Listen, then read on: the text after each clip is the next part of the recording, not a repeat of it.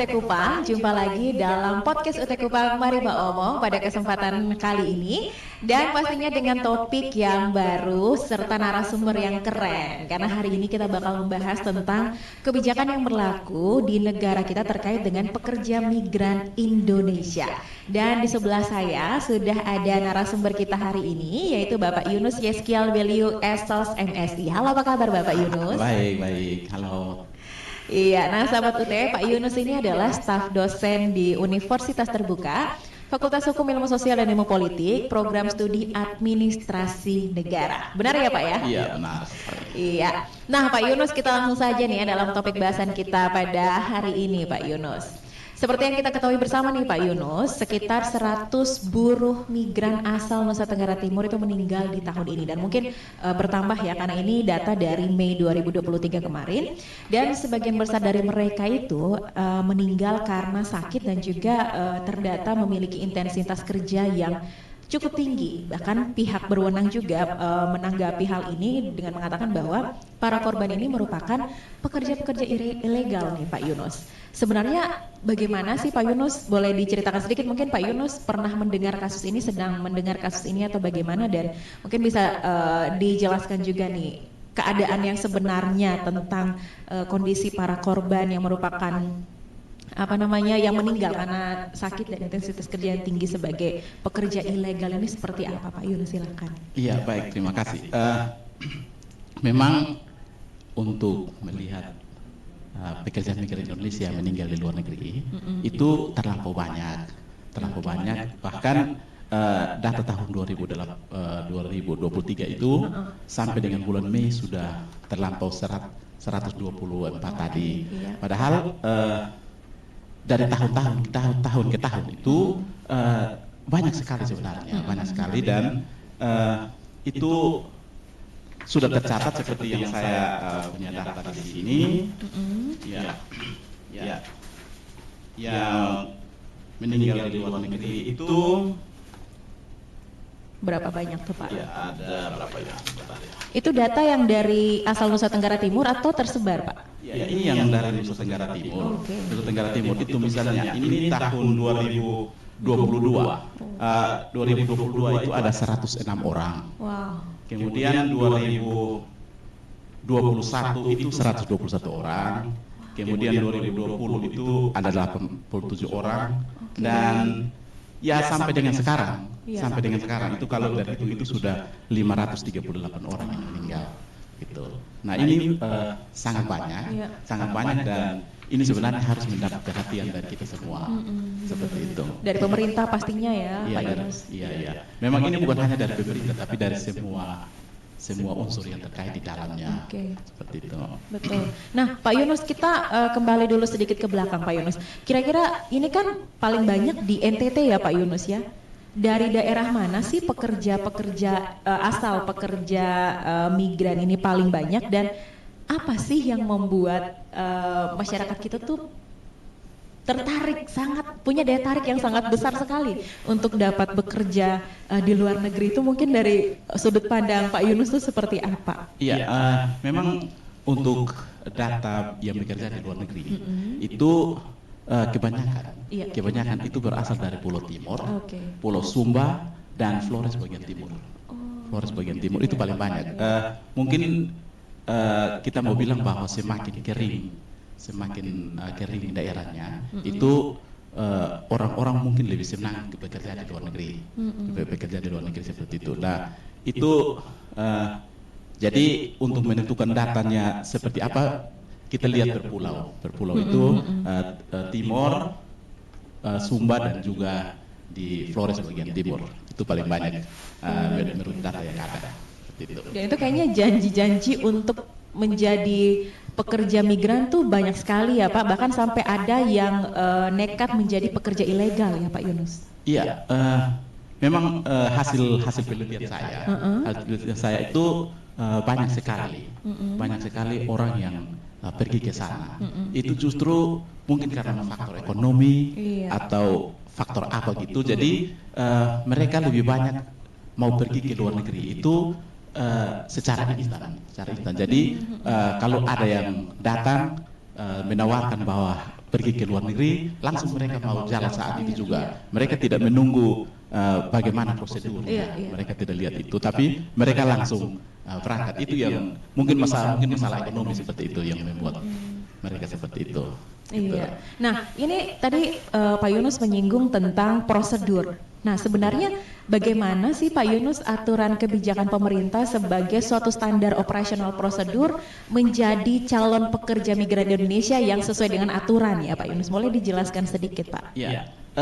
Sebenarnya aturannya sudah ada, dan itu sudah sering diperbarui. Dan undang-undang terbaru itu Undang-Undang 18 tahun 2017. Itu juga merupakan perbaruan terbaru. Nah, itu di dalam pasal 5 itu sudah dijelas di situ.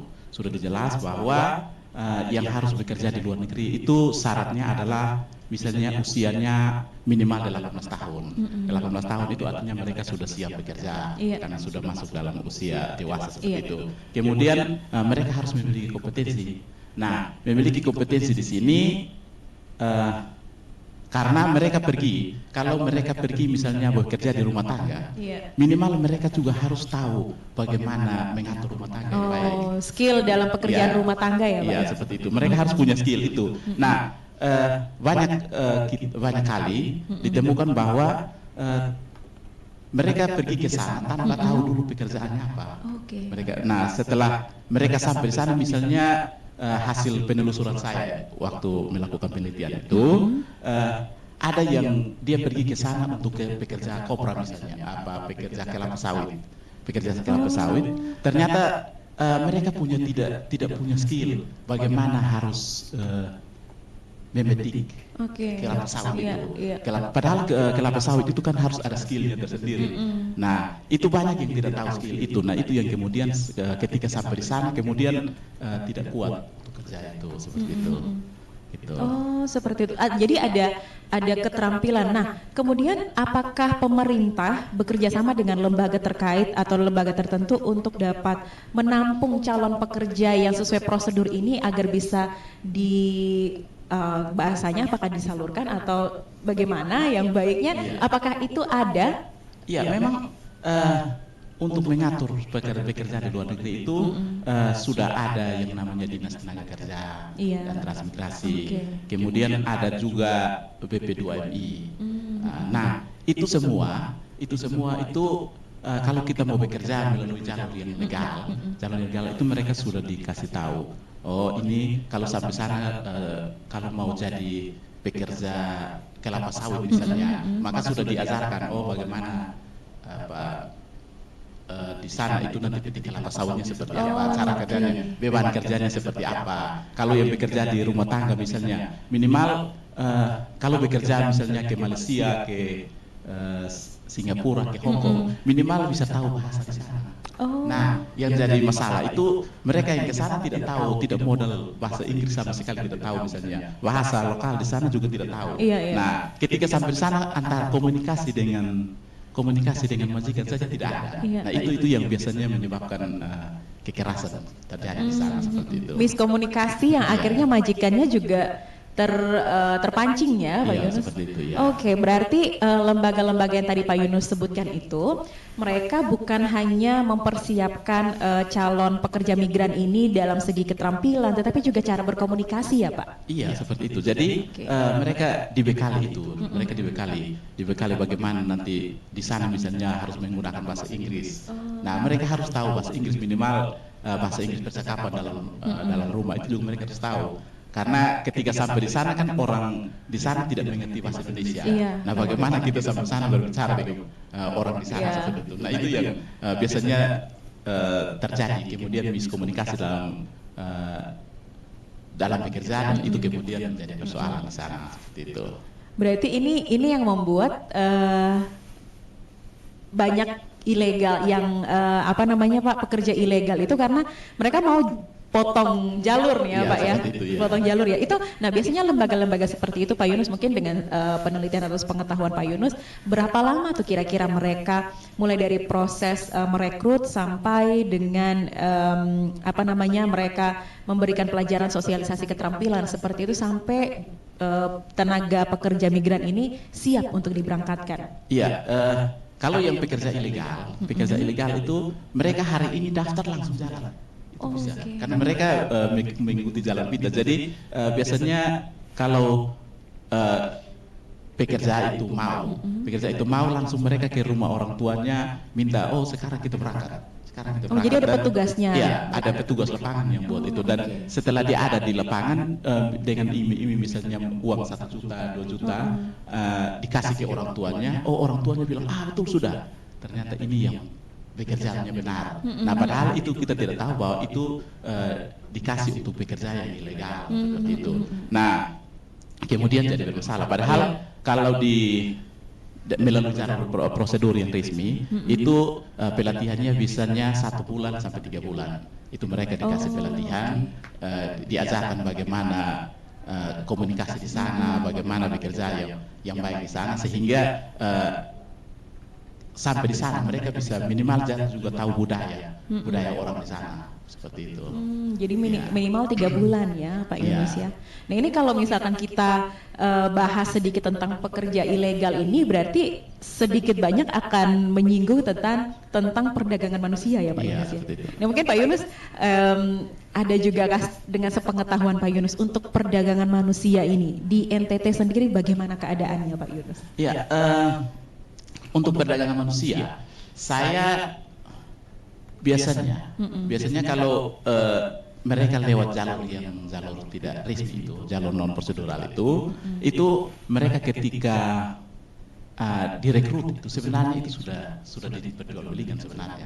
Sudah diperjualbelikan karena mereka hanya dengan dibayar 1 juta, 2 juta misalnya ke orang tuanya, mereka langsung dibawa ke sana. Nah, biasanya yang ditemukan itu kemudian data pribadi mereka diganti.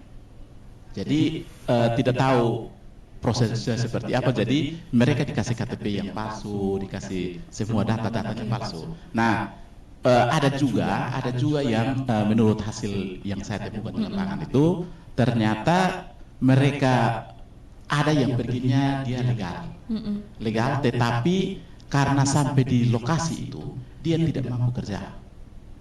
Kurang keterampilan. Ya, dia tidak mampu kerja, padahal mereka punya password itu biasanya dikasih ke majikan.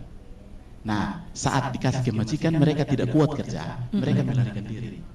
Nah, kalau melarikan diri karena mereka tidak punya password, identitas, itu kemudian dianggap ilegal. Padahal ada yang masuknya memang prosedural, tapi karena tidak kuat kerja itu yang kemudian mereka kemudian melarikan diri. Nah, saat melarikan diri itu kemudian mereka dianggap sebagai pekerja ilegal seperti itu.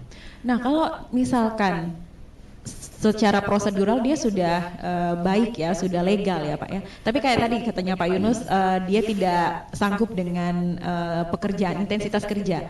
Nah, apakah adakah yang mengatur jam kerja dari para pekerja migran ini di sana? Ya katakanlah seperti tadi kata Pak Yunus, mungkin mereka pas sampai di sana ternyata yang bosnya mereka ini ya, katakanlah seperti itu, mereka memberikan jam kerja di luar dari perjanjian awal sehingga mungkin pekerja itu merasa tidak sanggup atau dan lain sebagainya. Itu tanggung jawabnya di mana? Bagaimana Pak Yunus? Ya memang ini kita untuk mengatur negara mereka itu memang tidak bisa.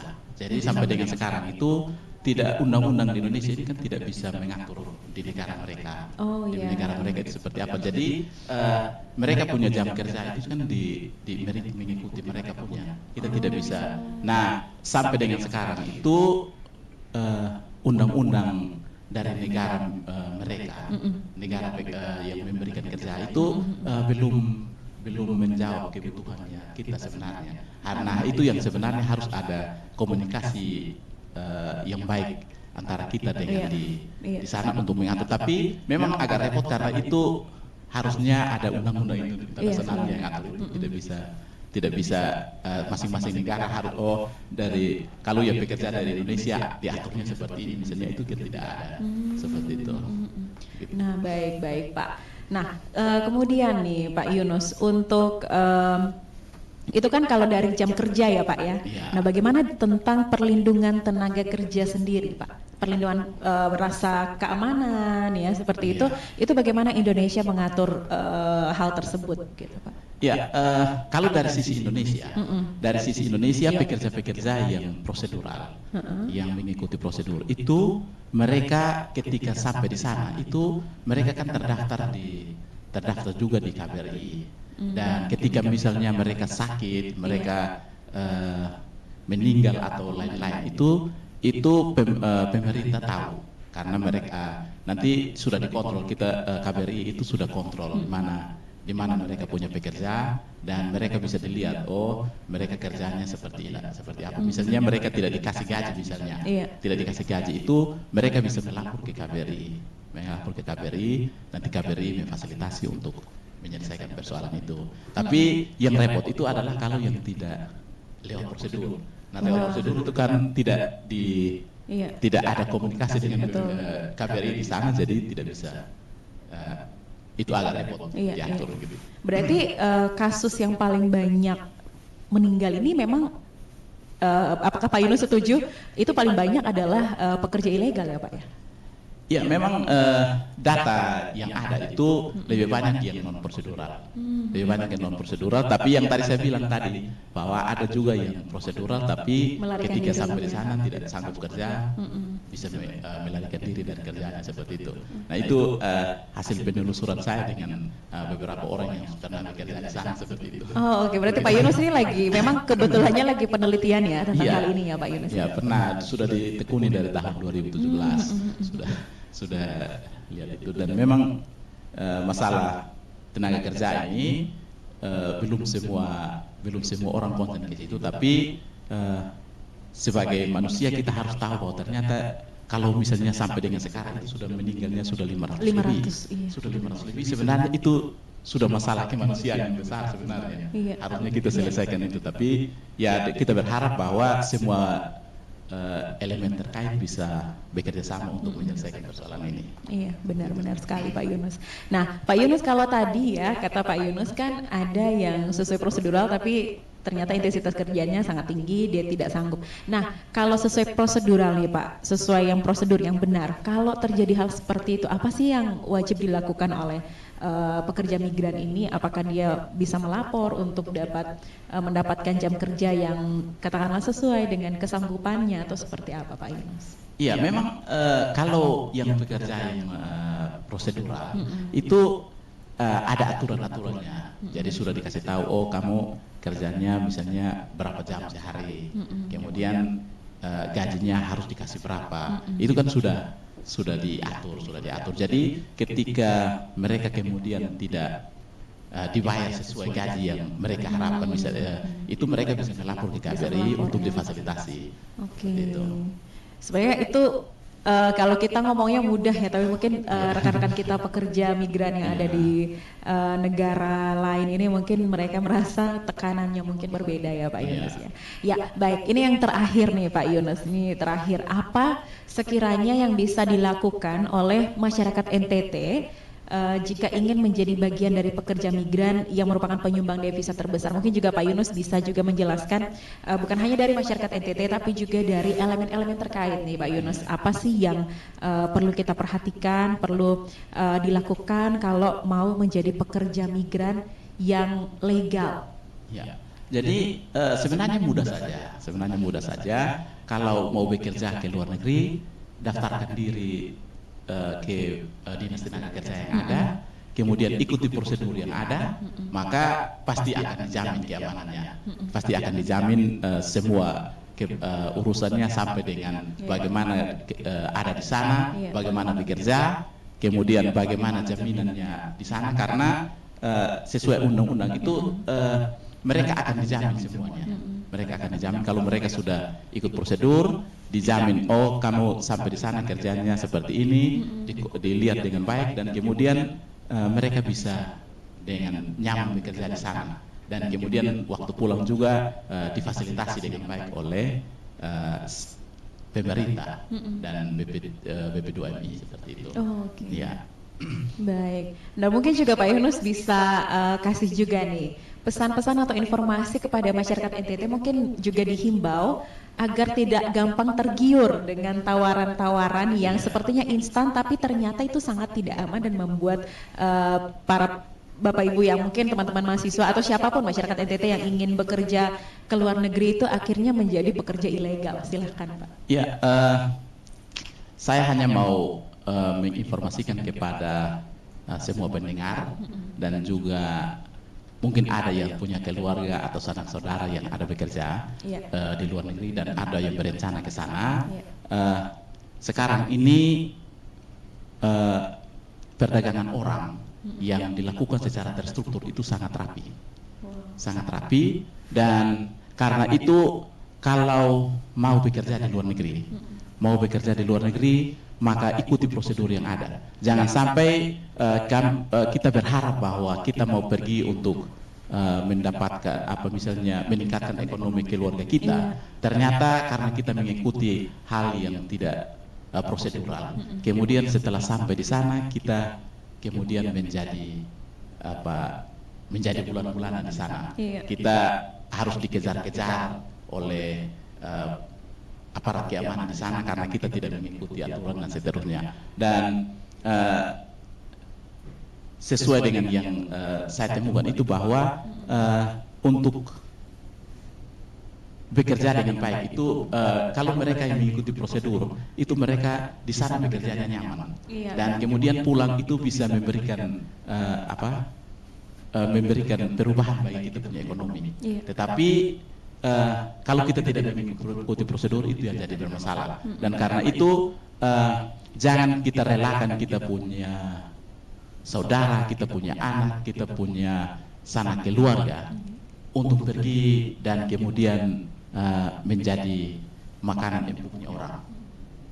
Saya sangat senang ketika saya menemukan di satu yayasan itu ada yang tenaga kerja yang direkrut secara ilegal.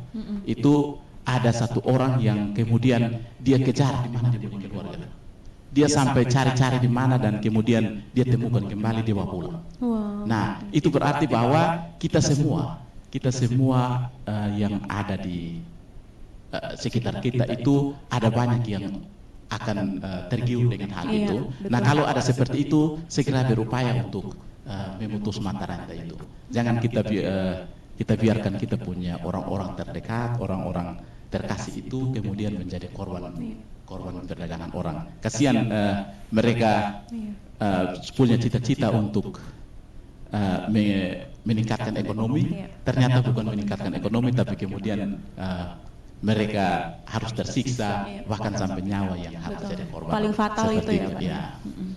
Berarti harus semakin pintar-pintar lagi ya Pak ya masyarakat kita di dalam menimbang informasi, apapun tawaran yang masuk jangan gampang tergiur karena segala sesuatu yang instan itu cukup agak tanda tanya ya Pak Yang instan itu biasanya agak repot ya Pak ya. Karena yang kami temukan itu bahwa kalau satu hari saja mereka sudah sampai di Batam misalnya. Jadi mereka siang ini misalnya atau pagi ini atau malam ini itu dengan cepatnya bisa sudah sampai di Batam, tapi sampai di sana datanya sudah berubah. Sampai ke sana ternyata dia tanya nama anaknya, nama aslinya tidak ada lagi.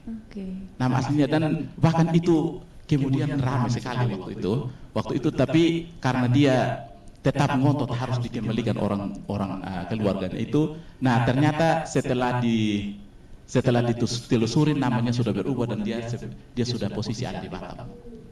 Hanya dalam satu hari itu sudah sampai di sana. Nah, itu tidak tahu dia seperti apa, tapi kita berterima kasih karena keluarganya dengan respon cepat. Dia menurut informasi itu dia bilang bahwa ketika dia tahu anak itu sudah pergi, dia langsung cepat sekali, dia langsung ikut tapi ternyata setelah sampai di tempat itu ternyata sudah tidak ada orang di situ lagi, sudah tidak ada orang, bahkan sudah tembus sampai di Batam. Nah, itu yang kita harus berhati-hati hal-hal itu. Nah, apalagi sudah sampai di sana datanya sudah berubah, namanya sudah bukan nama asli, itu yang lebih susah dicari lagi ya Pak. Seperti itu. Ya. Baik. Wow. Jadi ini catatan sendiri ya, bukan hanya bagi orang lain tapi juga bagi kita sendiri ya Pak Yunus ya, untuk kita bisa berbagi informasi ini kepada keluarga, teman, sahabat, orang-orang yang kita kasihi dan sayangi di sekeliling kita, bahwa kalau mau jadi pekerja migran Indonesia wajiblah untuk mendaftarkan diri atau mengikuti prosedur yang tadi sudah dijelaskan oleh Pak Yunus. Iya. Bekerja itu haknya kita. Betul. Kita undang-undang melindungi para pekerja. Baik. Undang-undang melindungi para pekerja, tetapi bekerjalah di jalur yang benar. Iya. Jangan sampai kemudian kita berharap bahwa kita harus dilindungi oleh negara atau di lain-lain, ternyata karena kita berada di jalur yang salah, kemudian kita yang jadi korban. Seperti itu. Padahal undang-undang sudah menjamin bahwa kita dimanapun kita bekerja, baik di dalam negeri, di luar negeri, undang-undang kita menjamin itu semua, bahwa mereka akan diberikan kebebasan untuk bekerja, untuk meningkatkan penghidupannya. Tetapi hanya satu syarat, bahwa ikuti prosedur yang ada. Itu. Iya, dan jangan takut ya untuk berjalan sesuai dengan prosedur, bekerja sesuai prosedur, karena itu sangat memberikan rasa aman untuk kita semua. Iya, baik, terima kasih Pak Yunus atas waktunya. Iya, sama-sama Bu. Juga ilmu yang telah Pak Yunus bagikan dalam episode podcast UT Kupang Mari Omong pada hari ini. Semoga bermanfaat untuk seluruh sahabat UT Kupang yang menyaksikan ya. Dan kita doakan bersama ya, semoga pemerintah Indonesia itu semakin baik dan juga seluruh elemen terkait juga semakin baik lagi dalam menjamin keamanan dan perlindungan pekerja migran Indonesia yang ditempatkan di luar negeri. Akhir kata saya Indi bersama-sama dengan saya Yunus. Undur diri pamit, terima kasih banyak semua yang sudah menonton dan sampai jumpa.